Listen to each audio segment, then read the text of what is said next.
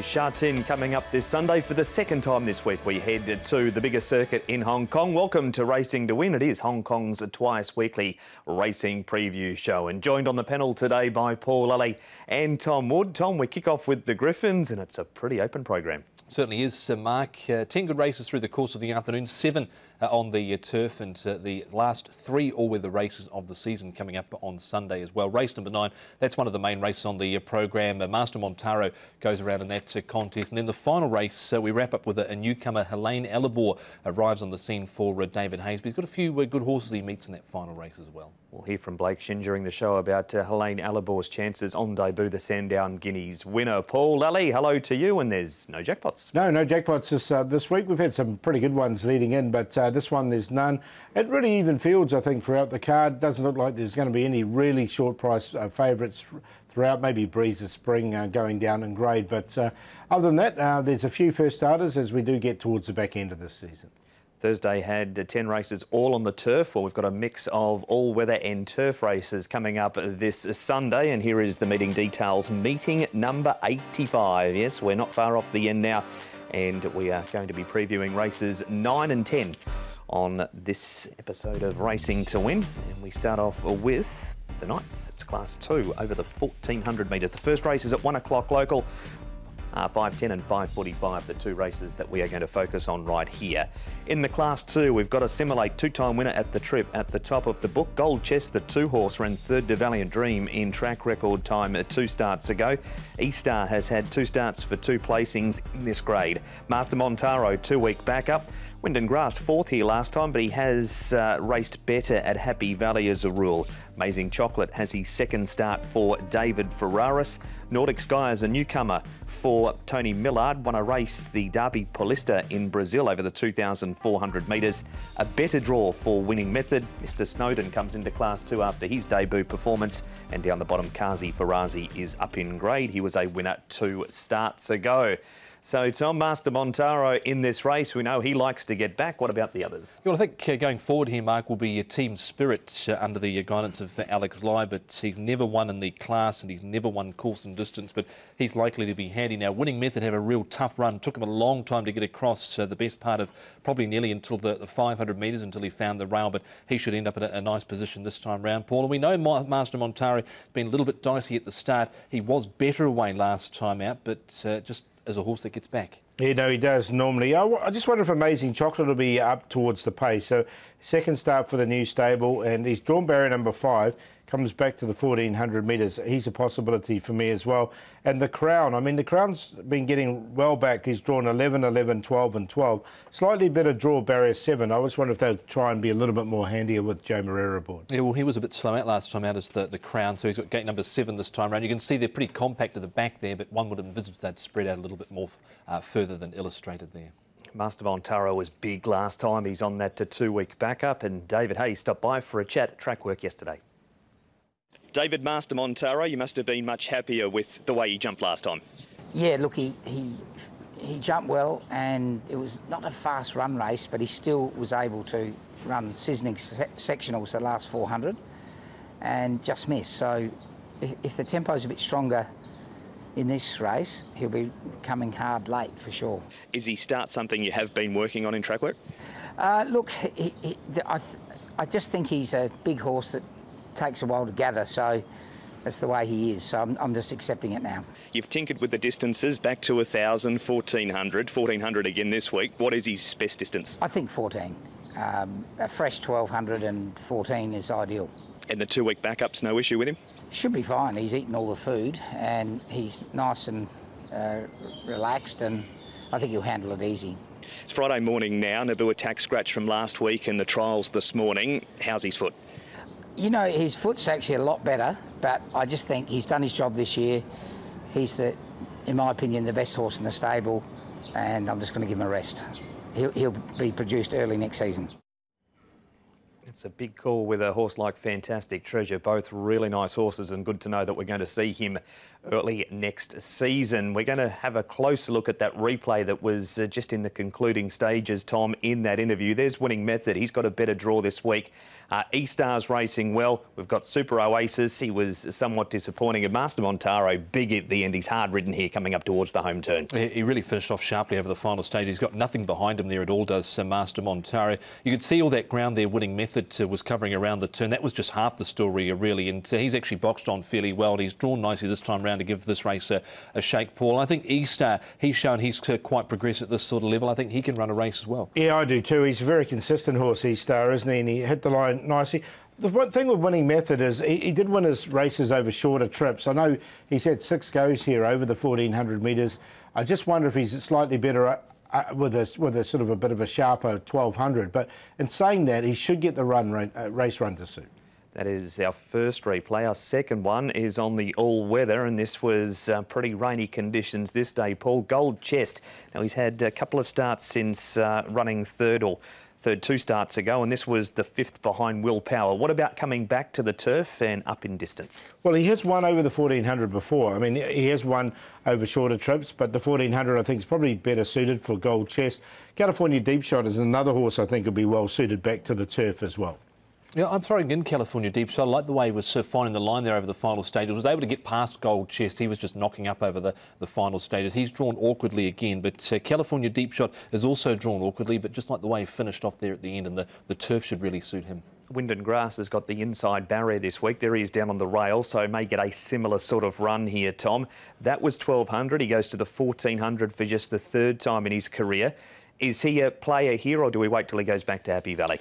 Well, we've certainly seen the best of it at Happy Valley, but we've always sort of said, because he's a horse that always runs on over 1200 metres, that 1400 metres would look to suit him, and he can only get that at Sha Tin. So I left him out. He's drawn to get a cushy run, Paul, and we've always sort of suggested 1400 metres might be his go. Yeah, exactly. He was right on the cusp for me, because I did have a look again with him at the 14, but look, he didn't quite make it in there. Mr Snowden had 1 start. That was down in grade. He'd only had 1 trial too, Paul, leading into this race. It wasn't a bad debut. He should have taken benefit from it, but he does go up in class. Yeah, up in class with barrier number 14. I'm happy to watch him in this race, just to have another run. Look, he did draw 12, and you can see him running on nicely enough. He did only have the 1 trial, as you mentioned. So, look, natural improvement. It wasn't a bad run, but I'm happy to watch him one more time. Yeah, well, this race here, a 90 to 70 race. He was making ground at the end. He's likely to get back, well back in this field if they do stretch out. But he finished off OK, but I'd want to see him do it again. The horse that finished 4th in that race was Quadruple Double, who got beaten that far into 4th place in the last race on Thursday. Your selections for race 9, Paul? Yeah, I'm going to go Master Montaro. He's on top for me. The horse, I think, is a very nice horse. He just does a few things wrong at the start, but look, the last time he jumped OK in that trial. So he's on top, the 5. Amazing Chocolate, he'll be a big odds Amazing Chocolate, but coming back to 1400 metres I think is ideal for this horse. 2nd start for the new stable, and he's drawn nicely in barrier 5. I just think they'll be a little bit more handier with him. Winning Method should get the nice run just in behind, and E-Star's very consistent. So 5, 7, 11 and 4.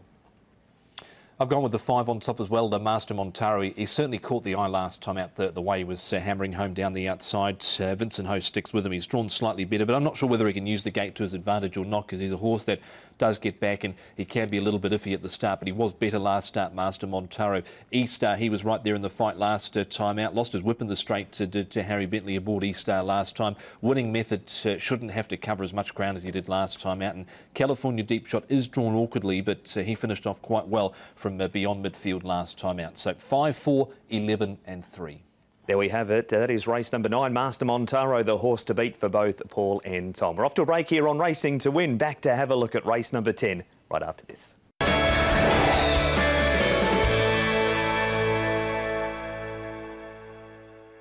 Welcome back to Racing to Win. Just before we have a look at race number 10, voting is still open. If you haven't voted yet for your favourite horse or jockey, you can, and here's how. Voting for the most popular horse of the year, 2021. Golden 60. Hot King Prawn. Panfield. Sky Darcy. Waikuku, Wellington. Voting for the most popular jockey of the year, 2021. Alexi Bedell, Jerry Chow, Vincent Ho, Joe Moreira, Zach Purton, Karis Teeton. Vote now and support your favourites.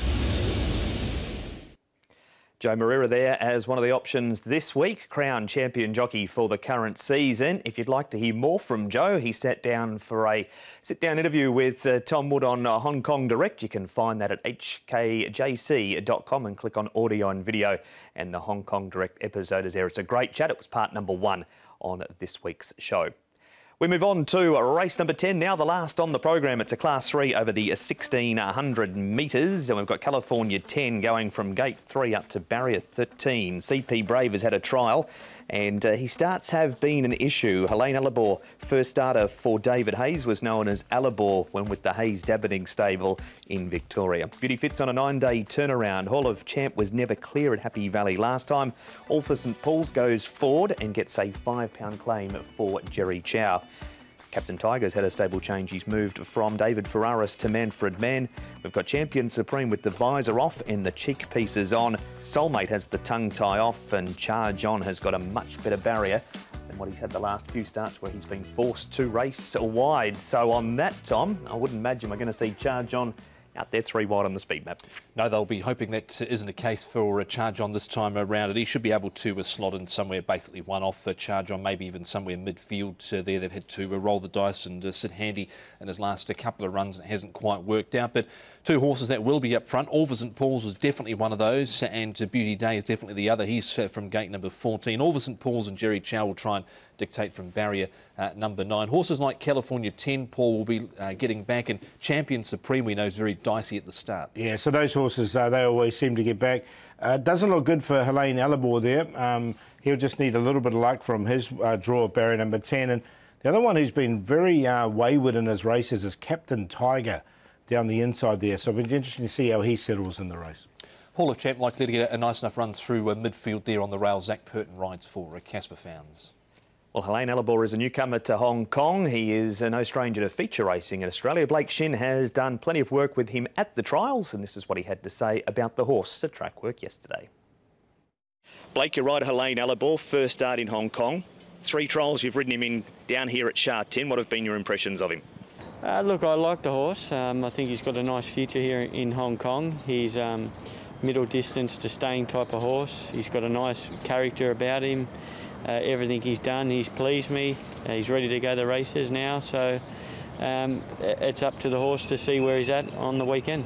You've had to shake him up a few times in those trials. Is that just a greenness and lazy thing with him? Yeah, he's just a casual customer. You know, in Australia he wore blinkers, but we haven't applied them on him just yet. We're just taking him on face value. Hong Kong's a bit more of a faster tempo than Australian racing, so the horse is adjusting to that a little bit, hence why he's stepping out at 1,600 first time. But you know, that tempo should be a little bit, hopefully, what he's accustomed to back in Australia. And if he can find his rhythm, I'm certainly believe he should be hitting the line hard. He hasn't shown much early pace in those trials. Has that just been the key with you and David? That's just the way he likes to race back in the field? Look, his last trial on the dirt, he jumped into the bridle a little bit better than he was his 2 previous trials, but he's trialling over an unsuitable distance. So over 1,600, I would assume that he's going to settle probably midfield, somewhere around there, and as long as he's travelling kindly wherever he is, giving his opportunity first up over a mile to hit the line. If he's running through the line and running well, I think we'll all be happy. What have you made of his trials, Tom? I thought he was pushed out quite away from home in that most recent trial. So I'm a little bit on the fence with Helene Alabor, especially with the draw that he's come up this time round. Yeah, and he wore blinkers in Australia, as Blake said there as well. And that Sandown Guineas he won wasn't the strongest race. No, it's not really the strongest race normally at the back end of the Spring Carnival either. OK, so we'll have a look at some of his opposition now. We've touched on Helene Alabor, and here's our first replay. We've got California 10 here, and this race was over the 1,600 metres. That's him back there in the blue, orange and yellow. All for St Paul's. Well, he's always at the front, and there he is once again. Champion Supreme, you've touched on his starts. He'll be hoping to jump better. Beauty Fit's on that 9-day backup this week. Beauty Day is up outside the leader, and Heavenly Thought, he's raced best, Paul, over at Happy Valley. He has. Now, California 10's been drawing inside barriers and getting back. With this outside barrier draw 13, I don't think it's going to be necessarily a problem for him from barrier 13, because his natural style is to get back anyway.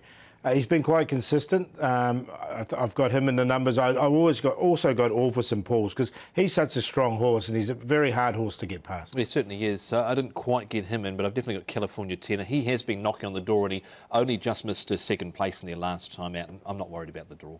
CP Brave, Tom. Now, he was slow away this night. He has been back to the trials, which we'll have a look at rather shortly. He was better away at the trials, but the start cost him this night. It certainly did, and you can see him down towards the inside there. That's Telecom Fighters in front, who's since come out and won again, and down on the inside there, one of the carrying horses. He came off the back of Telecom Fighters here and launched late, Paul, but just wasn't quite good enough. But look, I think if he can jump with them, he's a big player. Yeah, I agree totally. And it was only beaten head-to-head, and it's, as you say, it's not a bad form race out, because the Telecom Fighters has come out and won again nicely. So look, I give him a big chance in this.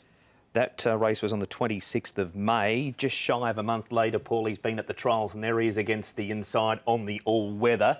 Noir Rider, who has raced well recently to Happy Valley's leading up at this stage. Did you like the trial? Yeah, I did. I thought it was a nice, quiet trial from him.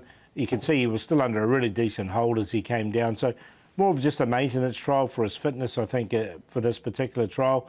And I do like him coming back here to Sha Tin, Tom. And he's chased home the second horse there, who was Infinity Win, who went round at a very, very short price on a Thursday down the straight. So it was just maintenance there, but he looked to be under a nice hold.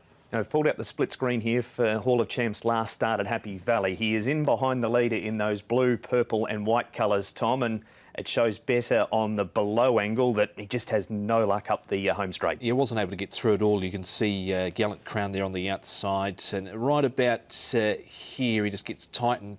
I think either clips a heel or just stumbles there, Paul. So no luck for him last time out. He's drawn gate number 2. He's going to get all favours from there. He will, and prior to that he was here at Sha Tin and won, and he's won 2 of his last 4 starts. So look, he's a horse in really good form at the moment. Lightweight horse here, Paul, is Charge On. There he is outside. That's actually Robot Warrior there in the yellow colours, who races earlier in the program. He's just been a horse that has no luck in his recent starts and covered plenty of ground. That shouldn't happen in this field. Yeah, he's up in grade without winning, Charge On, so he's up to a rating of 61, so he does get the lightweight. That was just a little query I had. He has had a minor placing in this class, but I'd prefer to see him in class 4. And we know they've backed him in his last couple of outings too, Charge On. He's a son of Rios. He was the subject of a big gamble 2 starts ago behind Freefall, who goes round earlier on in the card, and then this time round, like the start before, just had no luck. Here he is up on the outside of Oscar Gloria. It's Super Elegance, the non-winner, to his outside, and he fights on bravely here over the final stages. If he gets an ounce of luck, which he should do from gate number 3, I think even with the class rise and the horse here with the lighter weight on his back, he'll be right there in the fight. And we've also got Robot Warrior, as we mentioned, a few others in that race also on the backup from that race earlier in the day, including Everlaugh and El Jefe, who we'll see in an earlier race. OK, Paul, who did you like in the last? Yeah, we went with CP Brave. I think coming back to Sha Tin's a positive. He looks like he's come on from that Happy Valley run, and I thought the trial was pretty good. All for St Paul's, a very hard horse to get past. Hall of Champ, as we said, and had no luck last time. Likes it here at Sha Tin. And California 10 with the big weight, and then for 4th, 2, 6, 5 and 1. 2, 5, 13 and 1. I've gone with here. I think CP Brave can be tough to beat for Tony Millard and Karis Teaton. If he can get away cleanly, I think he'll be right there, and he's only having his 3rd start, and he's looked progressive so far. Hall of Champ, no luck last time out, but he's been in really good form since arriving in the Founds barn. Charge On's been unlucky his last 2, and California 10, not worried about the draw. he will be running on at the end. So 2, 5, 13 and 1. So that is race number 10. Of course, there's 8 before the 2 we've previewed on Racing to Win, Paul. You were all over California Spangle last time, and he's race one, number 1 for the Griffins. Are you with him again? I am, actually. I think he can beat the... I think that the 2 will start favourite, Tornado Phantom. I think he can beat him. And over 1,000 metres, I thought he hit the line very strongly. The 1,200 doesn't look like a problem for him. Bullis Glory loves the trip. That's the reason he's in there. Breezer Spring looks really well placed back in, or down in Class 5. Sunny Delight's only had the 1 start, but it was a good run. He's back on the all-weather. Untold Riches has had issues, but he's been working well leading into this. Free Fall's in good form. I really like Choo Chow Brother. I think he's going to get a really light, easy lead in front, and he comes out of a strong form race. I like that. First time on the all-weather and the 2 we've talked about. So a good card here on Sunday. Well, leading into the show last weekend, you were all over True Legend on the all-weather, and he delivered it really good money. Judging by that, you like Choo Chow Brother as your best. Let's find out if that's the case, and also your long shot in your play. Yeah, Choo Chow Brother, I do like him as the best. I think he comes out of a strong form race, gets the apprentice claim, and he'll be right on the pace. I think that's ideal for him. The long shot, I'm going to have a go with Like That. Now, this horse has never trialled on the surface before, but he really works well on it, and he's got the right pedigree for it. So race 8, number 11, Like That. And we're going to go with the play in Choo Chow Brothers race with Pure Legend, Golden Bolt, QQP. Best for me comes up in the last race. It is CP Brave for Millard, and Teton only having his 3rd run, the son of Zoffany, so he's clearly on top, CP Brave. The value comes up in race number 7 of the day. It's dropping in grade here, Flying Victory. I'm not sure what sort of price he's going to pay, but I thought his last couple of runs have been better, Flying Victory. And there's the play with CP Brave. Hall of Champ and Charge On win the last. Gone a little left field with the best. With 8 trigrams, he's had poor draws in his last 5 starts. He races well on the all-weather. Jack Wong has found some late season form. He'll take a £3 claim and he'll get a good run from an inside gate. Champion Supreme, 2-time winner over the 1,600 metres, but he does need to jump. He's had a couple of trials where he's been urged along just to try and get some speed into him. And race 9 the play, 4 E-Star, 5 Master Montaro and 11 Winning Method. 4, 5 and 11. That's been Racing to Win. Tom and Paul. And Tom, we're back to the Valley on Wednesday night. Yeah, we certainly are. We've got a 9-race program coming up there before we head to Sha Tin next Sunday for the season finale at Sha Tin. 11 races there, and then back to the Valley for the last meeting 88 with 9 races. Yeah, so some good racing coming up, and looking forward to this race meeting on Sunday. And we'll see you for the first at Sha Tin on Sunday at 1 o'clock. That is Racing to Win. Bye-bye.